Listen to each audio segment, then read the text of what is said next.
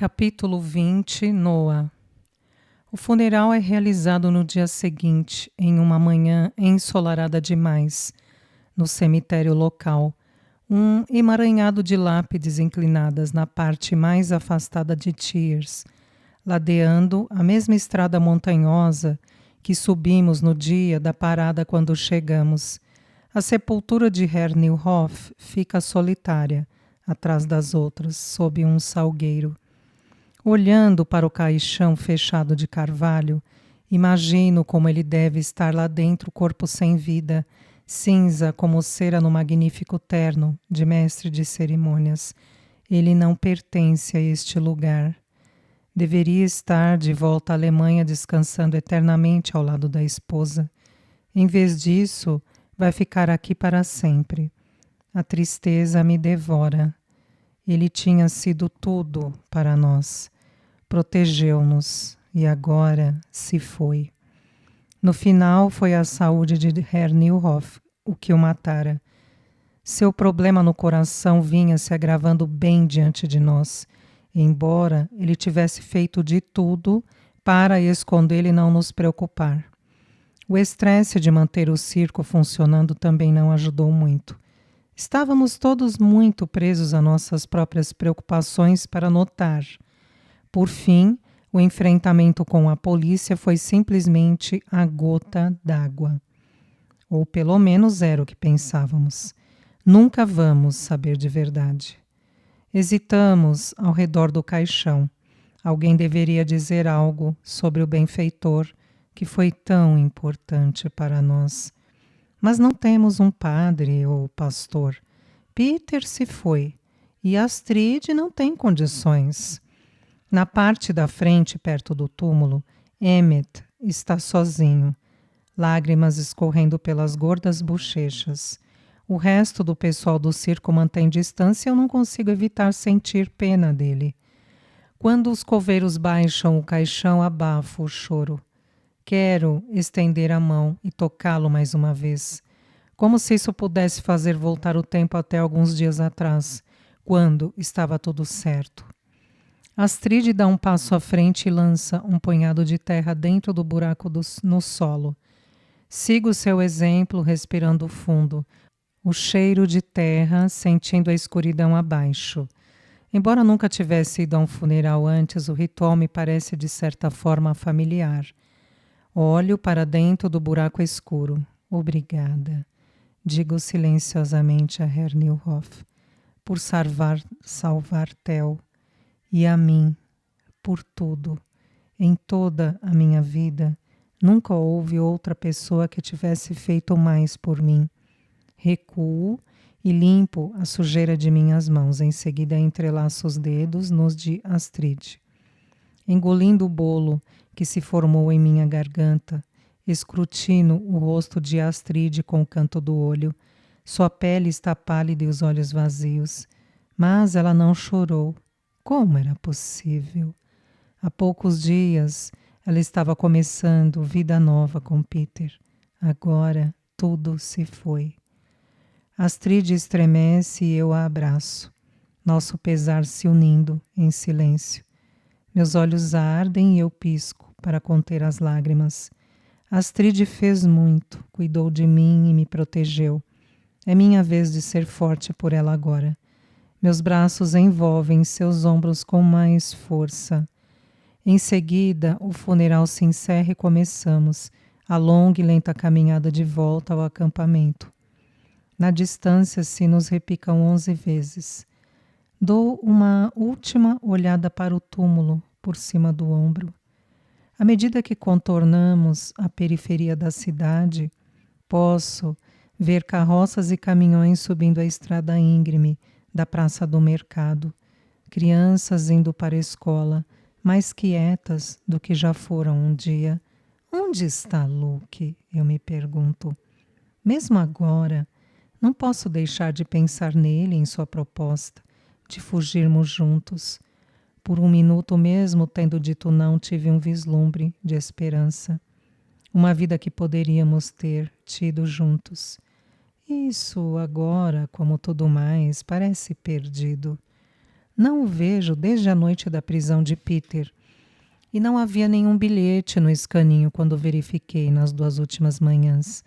Eu quase tinha a esperança de que ele fosse aparecer no funeral e prestar respeito ao morto, mas isso não aconteceu. Talvez sentisse que não seria bem-vindo ou que Astrid pudesse culpá-lo mais uma vez por tudo o que tinha acontecido. Quando chegamos ao acampamento, não voltamos ao trem, mas nos aglomeramos no quintal como crianças órfãs. Devíamos ensaiar para o espetáculo, diz Gerda. Eu tinha quase esquecido. É terça-feira e haverá performance à noite. Bilhetes foram vendidos e a multidão virá. Mas não temos mestre de cerimônias, ressalta um dos cavaleiros. Cabeças meneiam afirmativamente. Fazer o espetáculo sem Herr Nilhoff é difícil de imaginar. Antes Peter poderia ter preenchido a lacuna, mas ele também não está mais aqui. Eu posso ser o mestre de cerimônias, diz Emmett. Todos os olhos se voltam com cautela em sua direção. Ele não tem o tipo de personalidade necessária para envolver o público. Nunca o vi pisar no picadeiro. Mas não há alternativa. Será apenas por um dia antes de irmos embora, acrescenta ele. Podemos descobrir outra opção depois. Um dia? Pergunta Helmut, o treinador de animais. O que você quer dizer? Não devemos ir à próxima aldeia antes de sexta-feira. Lembro-me de Astrid me dizendo que iríamos ficar em Thiers por 3 semanas. Antes de passar para a próxima cidade, este tempo ainda não se esgotou. Vamos fazer as malas depois do espetáculo de hoje, responde Emmett. Desmontar tudo e não viajaremos para a próxima cidade. Sinto um arrepio. Iremos recuar até um local perto de Estrasburgo, na Alsácia-Lorena. Ele dá a má notícia como se fosse uma espécie de trunfo. Há um suspiro coletivo. Hoje. A palavra se espalha na minha cabeça. Emmett nos dissera que o circo seria mandado de volta, mas na verdade eu nunca esperava que fosse acontecer tão cedo.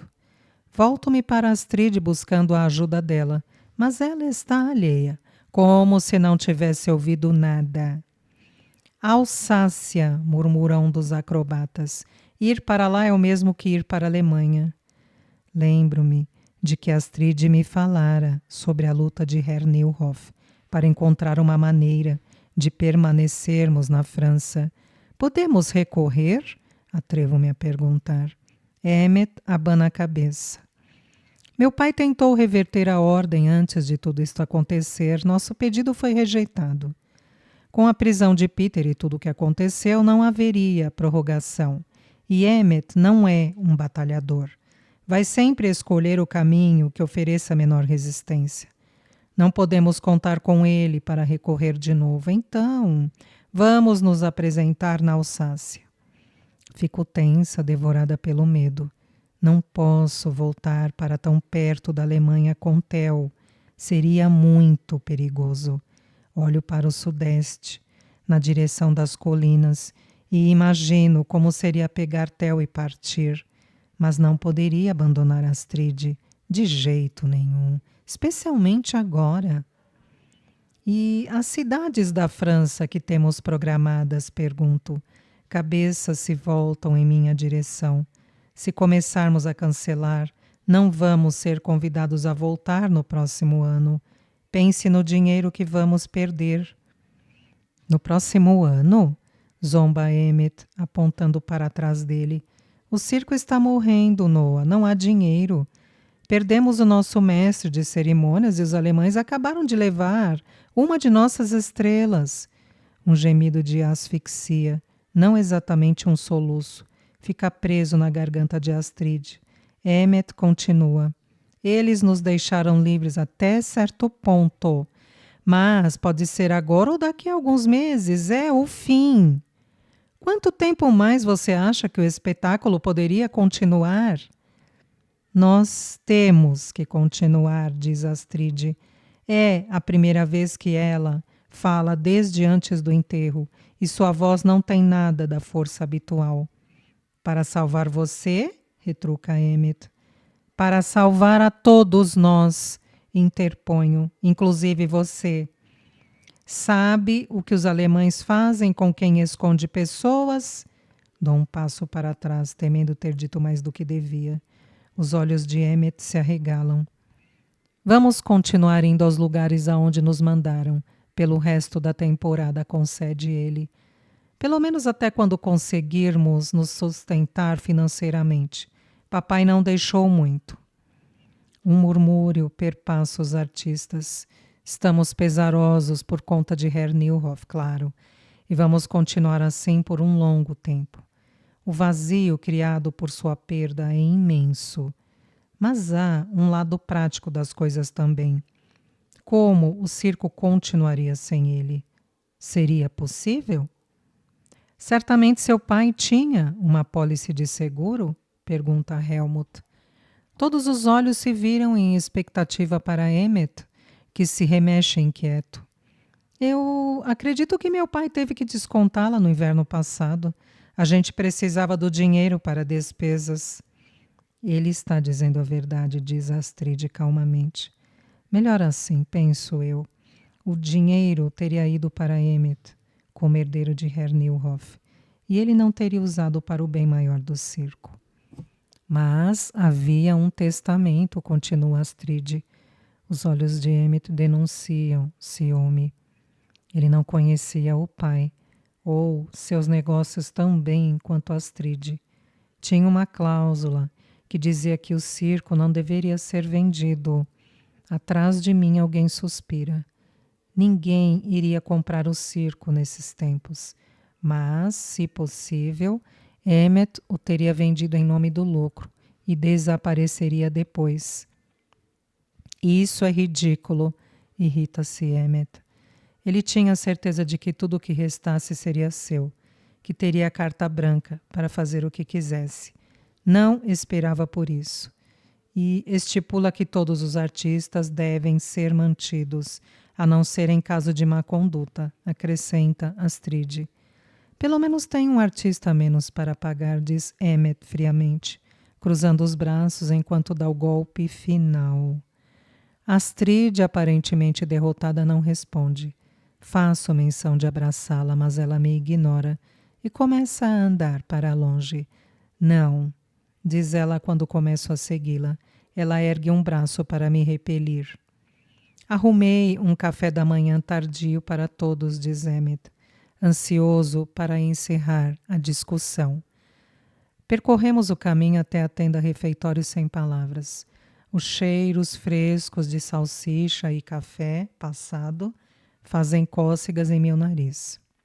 Dentro, os poucos trabalhadores da cozinha que tinham permanecido no acampamento durante o funeral dispuseram o maior café da manhã que vi desde que viajamos para a França. Ovos e até um pouco de manteiga de verdade. Uma refeição planejada para agradar. Como sempre, faço o inventário do menu silenciosamente, catalogando aquilo que poderia levar comigo para dar para Theo.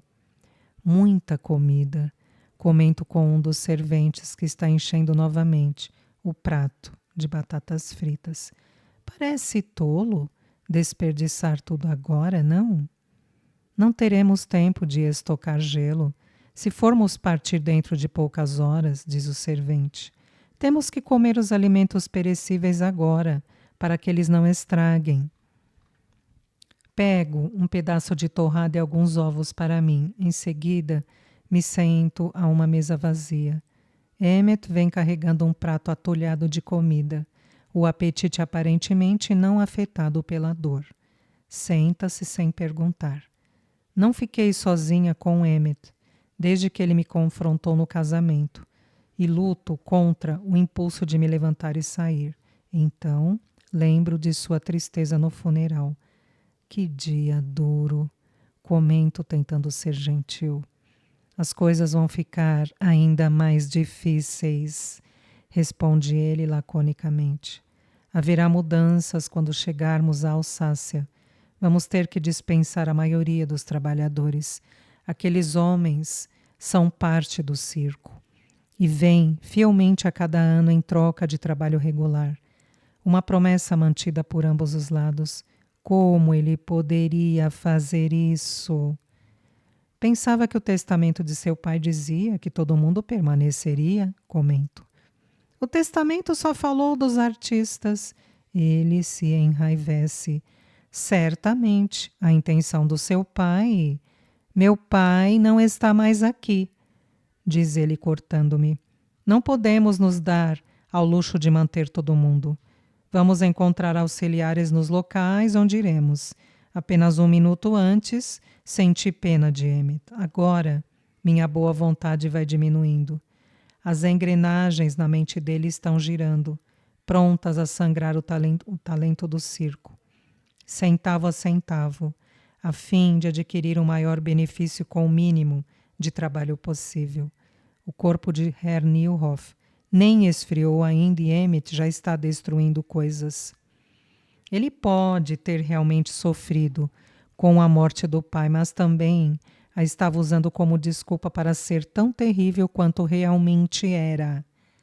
Podemos nos virar com metade dele se todos contribuírem, acrescenta ele. A sugestão revela quão pouco ele sabe sobre o que fazemos. Até eu compreendo como a mão de obra e o conhecimento técnico são necessários. Espio para trás na direção do trem. Se Astrid estivesse aqui para argumentar com Emmett, então me lembro do seu rosto abatido e da sua voz fraca. Em seu estado atual, Astrid não tinha condições de fazê-lo. Quando você vai dizer a eles? Pergunto. Não antes de chegarmos à Alsácia. Os trabalhadores podem ficar conosco até lá. Emmett diz isso com benevolência, como se desse um ótimo presente. Mas não se trata de um benefício aos trabalhadores. Ele quer que eles desmontem tudo e voltem demitidos. E quanto ao contrato deles? Pergunto. Contratos? Repete Emmett ironicamente. Só os artistas têm contratos. Não levo a discussão adiante. Meus olhos passeiam pelo refeitório em busca das mesas dos trabalhadores, onde um faz-tudo, magro e grisalho, está limpando o prato, ombros arqueados. Lembro-me da história do faz-tudo judeu, contada por Astrid, e a quem Herr Nilhoff tinha dado refúgio. Com Herr Nilhoff morto e Emmett demitindo os trabalhadores, o homem não teria nenhuma guarida, tampouco Astrid teria, ou qualquer um de nós.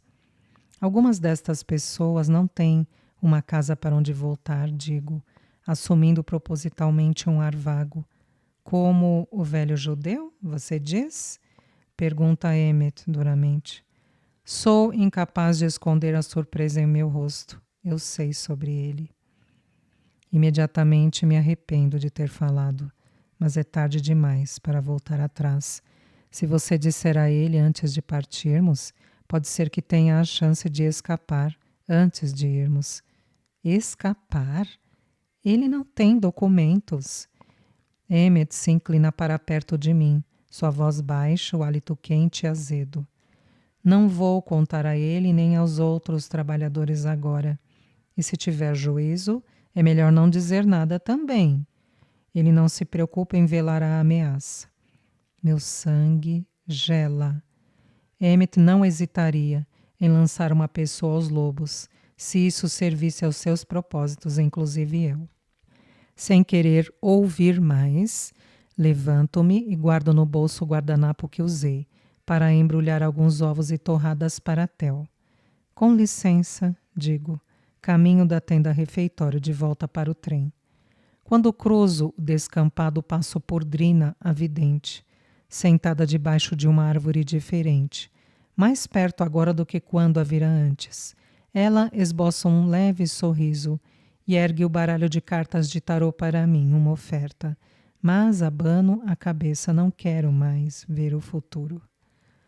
Naquela noite, o público ainda está saindo do acampamento, quando as equipes começam a desmontar o circo. Ao contrário do levantamento da tenda, Seu desmonte é um anticlímax, uma visão que ninguém queria ter. Canos tinem ao caírem uns em cima dos outros, e a lona começa a desmoronar como um paraquedas, ondulando até a terra. A enorme tenda, antes cheia de pessoas e risos, desaparece como se nunca houvesse existido. Piso sobre programas descartados e grãos de pipoca esmagados que cobrem o chão. O que será feito deste lugar depois de partirmos? Examino a cena desoladora, olhando mais uma vez para Astrid. Ela não tinha vindo ao espetáculo.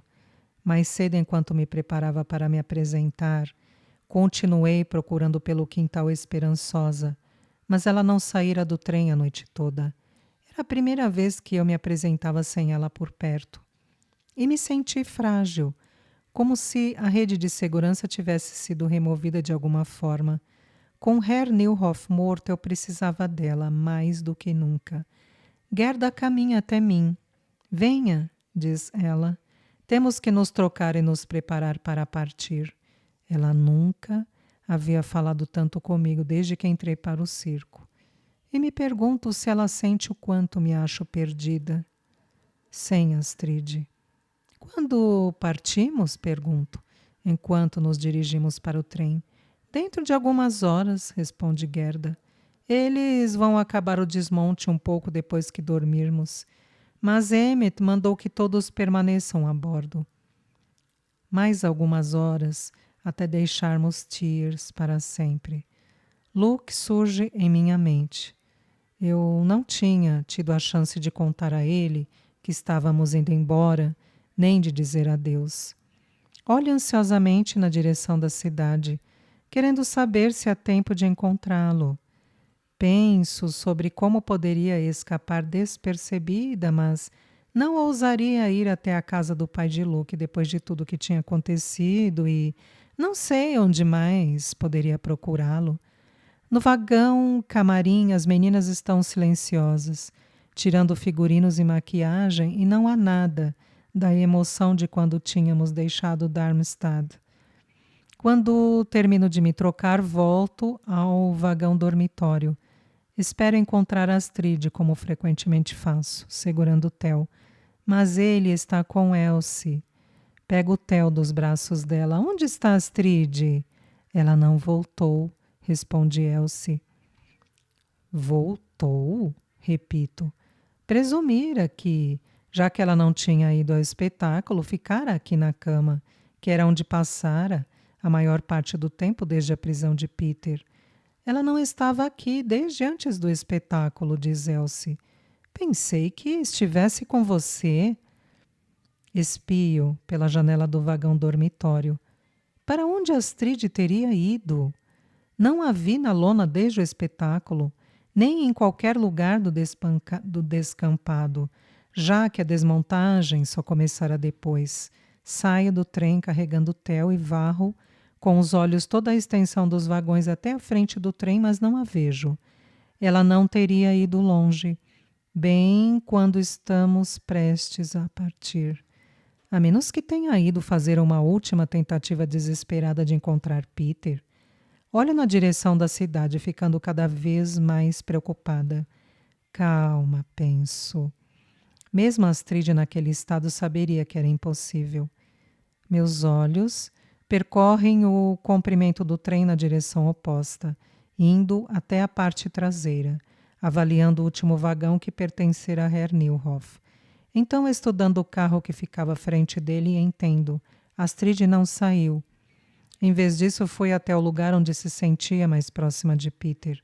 Começo a andar na direção do vagão dele.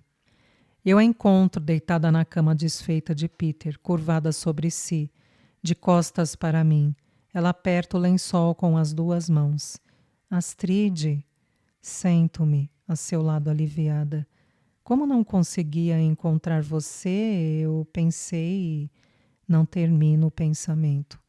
Em vez disso, ponho a minha mão em seu ombro e faço-a rolar gentilmente, esperando finalmente ver lágrimas. mas seu rosto é uma pedra, os olhos vazios. Embora o vagão esteja frio, a transpiração cobre seu lábio superior. Minha preocupação volta a aumentar. Astrid, você está se sentindo pior? O sangramento começou de novo? Não, claro que não. Estendo o braço e toco a cabeça dela. Você ainda está quente. Eu deveria ter sido mais insistente quando ela se recusou a ver um médico, mas agora não há tempo. Entrego o Theo a Astrid, em seguida me deito ao lado deles, sentindo o cheiro de Peter nos lençóis sujos e tentando não pensar nas noites que ele e Astrid passaram aqui durante a turnê. Quero contar o que Emmett disse sobre os trabalhadores, mas não posso sobrecarregá-la agora. Um momento depois, sua respiração ganha regularidade e, quando olho para ela, está dormindo. Theo se mexe sem descanso ao lado dela. Não está preparado para se aconchegar no ambiente desconhecido. Há um grande estrondo e todo o carro balança, com a força de algo pesado, sendo carregado para o vagão adjacente. Vai ficar tudo bem, digo, mais para mim do que para ele. Ponho a palma da mão suavemente sobre as costas de Theo, movendo-a em pequenos círculos apaziguadores. As pálpebras dele começam a subir e descer, cada vez permanecendo fechadas por um segundo a mais, como fazem quando ele está caindo no sono. Quando o Theo se acalma, eu viro de lado pensando em Luke.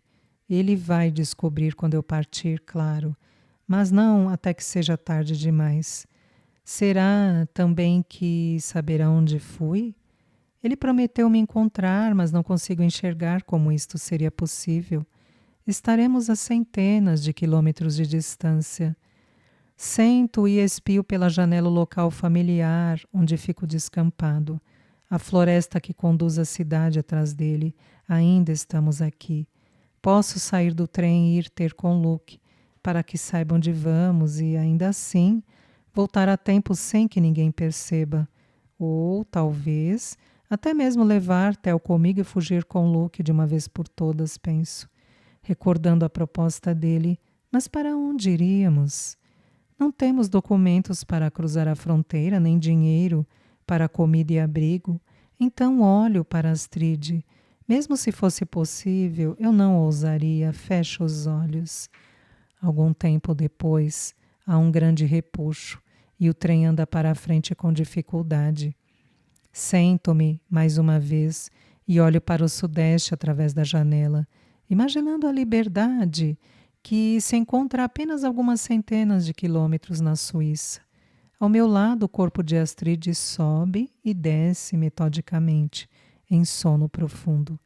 Meu destino está ligado ao dela agora, aconteça o que acontecer. O trem avança com vigor e a cidade de Thiers parece encolher, diminuindo cada vez mais sobre a terra à medida que ganhamos velocidade. E então desaparece. Toco o vidro da janela, onde a vila tinha estado segundos antes, deixando Luke e nossa chance de liberdade para trás.